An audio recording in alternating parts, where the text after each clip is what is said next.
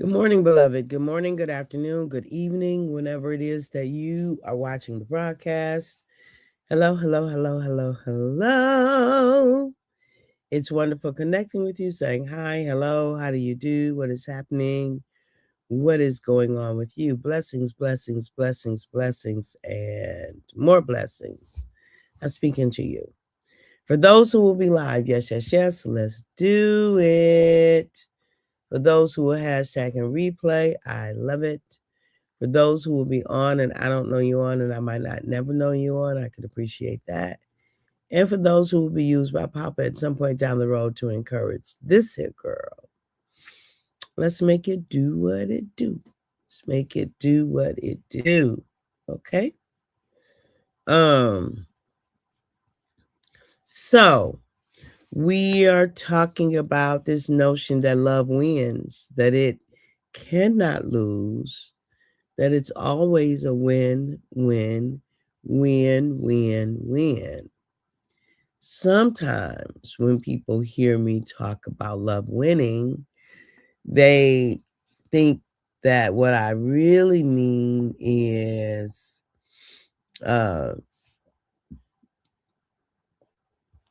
that one becomes passive,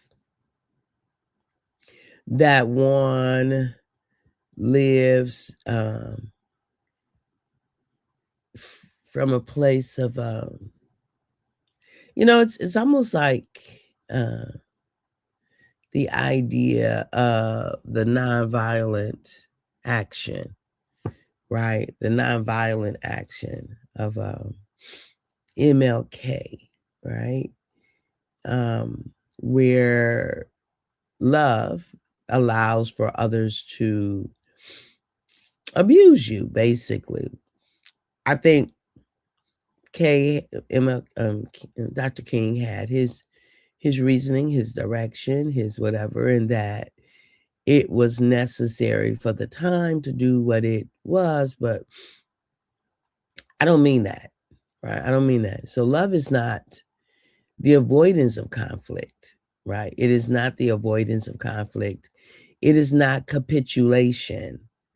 Love is not capitulation, right? Love is not this action of laying down and playing dead and allowing others to walk over one, allowing others to mistreat one, allowing others to simply dictate, right?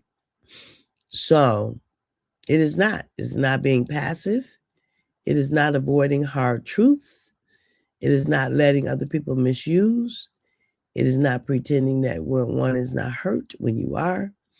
And it's not staying in unsafe situations. Love actually is courage, right? Love is a courage. Love says, I refuse to lose myself. I refuse to lose myself. There's a self here, and this self has an opinion. This self has an intention. This self has a will. This self has some desires. This self has some plans. Good morning, Brian. Good morning, sis. Good to see you. And I will not yield because someone else has other. I will not yield. And so as you think about that, love is one of the most powerful forces in the universe. If not the most. And so when we talk then of love, then we're not talking about something that's weak. So love is powerful not because it's soft. Love is powerful because it organizes life, right? Because it organizes life. Right? And so So love in so many ways, right? Um, love is the foundation of all that is, right? If we look at scripture, it says, right, and the greatest of these now abideth faith, hope, and love, and the greatest of these is love. Why is it the greatest? Because faith can exist without relationship. Hope can exist in isolation. Love requires connection. And so when we think about love, right? When we love ourselves, we stop negotiating our worth. We leave what diminishes us. We stop performing for approval. And we choose alignment over applause, right? We choose alignment over applause, meaning that love often will have us to walk away from situations that in the past we stayed because we were concerned about belonging. We were concerned about being a part of. We were concerned about inclusion and things like that. But as we grow in our love, when we discover that there are situations that don't support our alignment, we can't stay in it. We can't stay in it the way that we've been. Good morning, Ray Price. Hey, good morning, Erica. Right? We can't love you right back. We can't stay in it the way that we have been. Alignment says that I agree with what my soul says, right? That's what alignment says. I agree with what my soul says to me. I agree. And I will live out what my soul says, right? This is what I value, and I will lean into that which I value, right? So I will be in alignment with what is true for me, even if what is true for me is not comfortable for you. Like I can't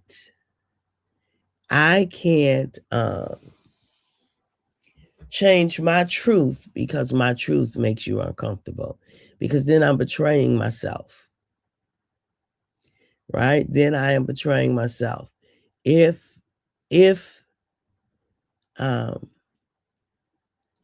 me living in alignment, if me living to the truth of my values, to the truth of my beliefs, to the truth of my emotions, to the truth of my purpose, right? Living from the inside out, meaning what's happening on my inners, you experience on the outer, right? If me living that way, others are uncomfortable because I live that way, I have the responsibility of continuing to live that way, not for the purposes of others being uncomfortable, but for the purposes of what is truth for my soul. What is truth for my soul? Truth for my soul is that love wins, that love is the most powerful force in the entire universe. Truth for my soul means that I speak life. I lean into, focus on, give attention to that which I want to grow. Truth for my soul says that I cannot ruminate, meditate on, keep having discussions about stuff that is not life-giving. That's truth for my soul. If it's not life-giving, then it's a no for me, beloved. It's a no. Now, I serve as a therapist, right? I have a degree in a terminal degree in psychology. So of course, we leave space for everyone to be able to have the venting kind of conversation, right? Where we just need to get it out, where we need to say what we're feeling, rather what we're feeling is life-giving or not. Like, we've got to have space to get it out so we can hear it, we can make sense of it, and then we can make decisions around it. Like, is this my truth? Is this what I want to be my truth? Because sometimes we believe, sometimes we will have statements that are not life-giving as our truth. But once we get them out, once we actually face them, we can decide, do I want to keep this as my truth? Because think about it, beloved. That truth doesn't serve you well. That truth doesn't serve you well. And if it doesn't serve you well, you might want to develop another truth. Now, y'all know, I am not about beating me up. I am not about being mad at me. I am not even about being frustrated with me, although frustration comes, right? But we ain't staying there long, because I need the energy, beloved, to be able to get up and do the other things that I want to do with my life. Well, whether being over in the corner somewhere saying, Kathy, you can't, you ain't, you won't, you don't, I can't believe you. What's wrong with, no. Nope. No.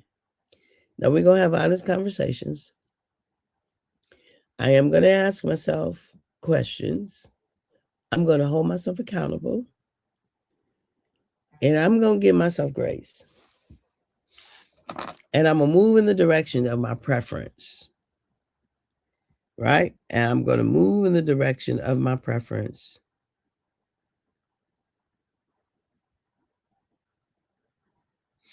Right?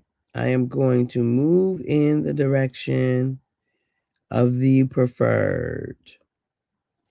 And why would I do that?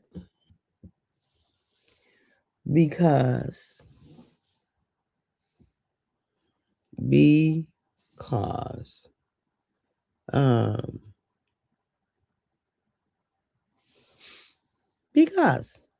that's what's preferred.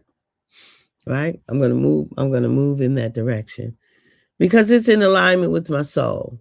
Okay? And so self-love is a win-win. It's a win-win. No one loses when they grow in their self-love. No one loses, and everybody around you wins. You know, have you ever been around people who are just cantankerous? They just mad all the time.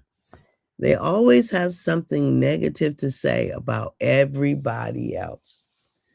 Somebody's always falling short in their eyesight. Somebody is always getting on their nerves. Somebody's always doing something wrong. I'm like, beloved, you are the common denominator.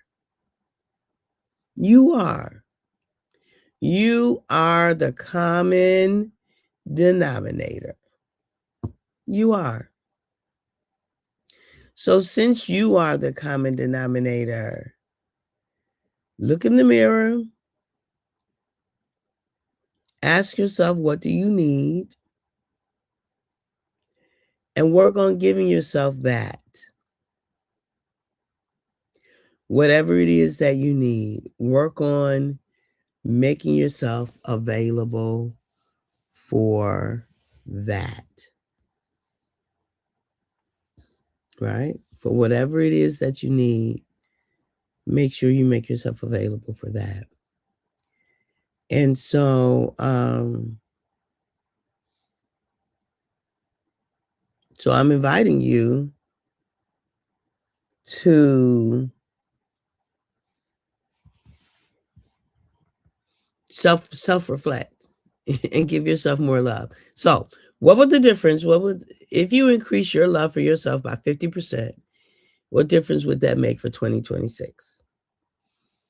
If you increase the love that you have for you, the way that you think about you, the way that you feel about you, the way that you talk about you, the way that you treat you, and you grow in love for you by 50%, what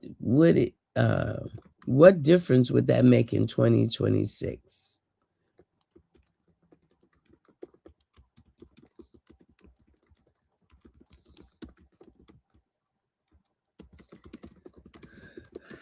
right? So that's being more authentic to yourself, being more trusting to yourself.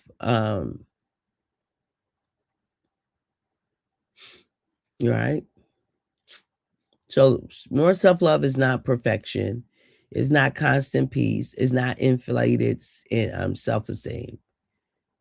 So often what it means is less, right? We're more true to ourselves. We're more true to ourselves. We are, which means we tolerate less of what harms. We betray ourselves less, right? Our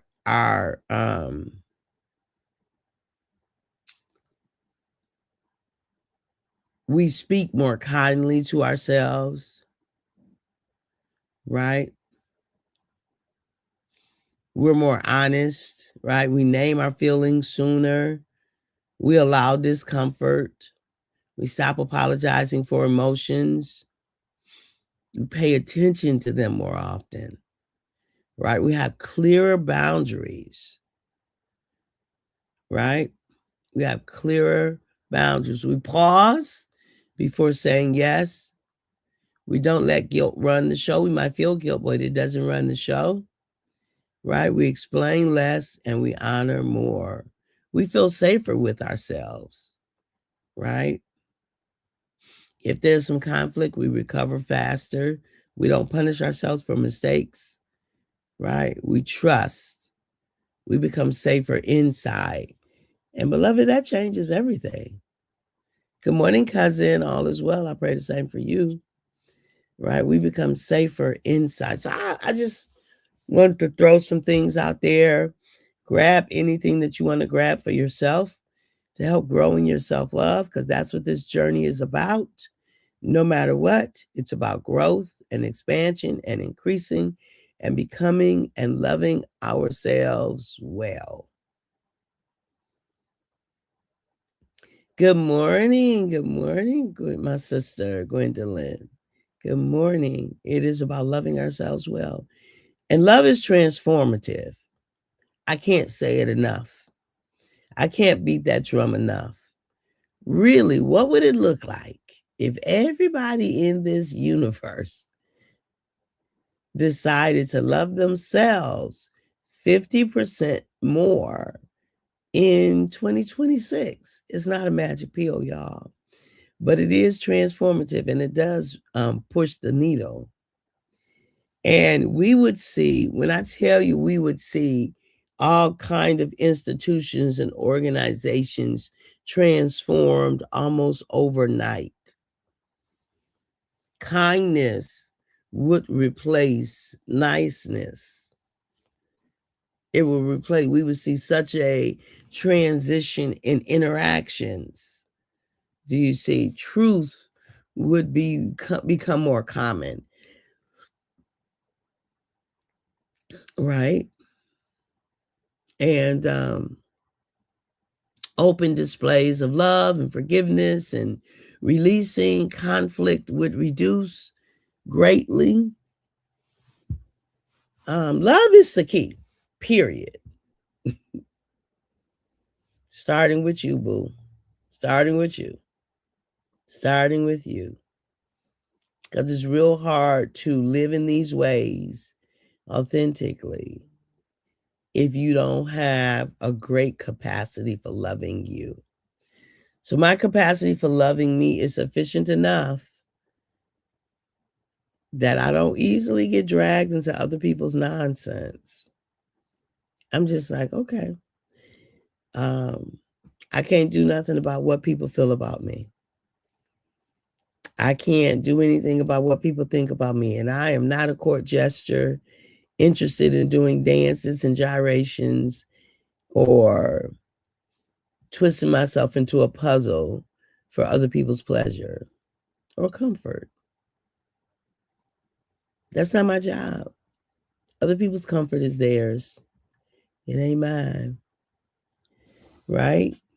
It's not my responsibility. I love y'all. I do. We're at the top of the hour, so I'm going to wrap it up, So at the moment that God gave us our breath, me and you, we forfeited, we relinquished, you and I, we gave up the right to not be amazing. We don't have the right to not be amazing. We really don't. So let's be about the business of the amazingness that is ours to have and to be. Love is indeed the key. Yes, it is, my sister. All right, beloved, have a fantastic day. We have made it through a full week of lives. It's been a wild ride, you know.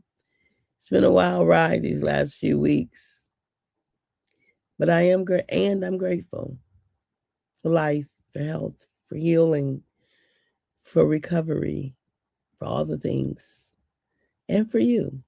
See you tomorrow. Bye-bye for now.